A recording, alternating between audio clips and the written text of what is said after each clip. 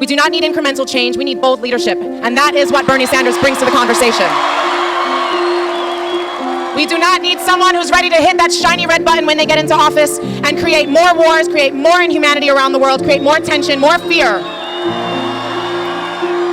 You're here because you're talking to each other. Not because you're being encouraged by the DNC. Not because you're being encouraged by the media. But because you're talking to each other. So understand what that means. The youth has been on the right side of history on every issue. They talked about those hippie college kids when they were protesting against Vietnam.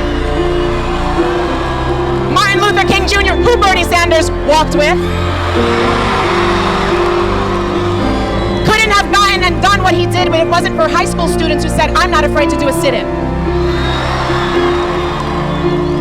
They didn't listen to us when we said no on the bailout, no on the bailout.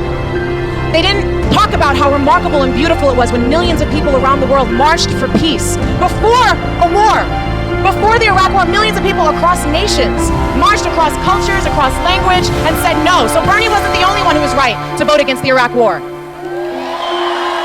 We were. We need someone who has bold leadership to understand that with climate change, with healthcare, with education, with our future at stake, that we need bold leadership from someone we can trust. Someone who has stood up for justice his entire life.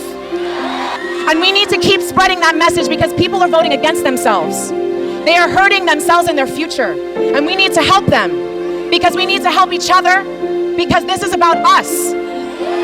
It's not me.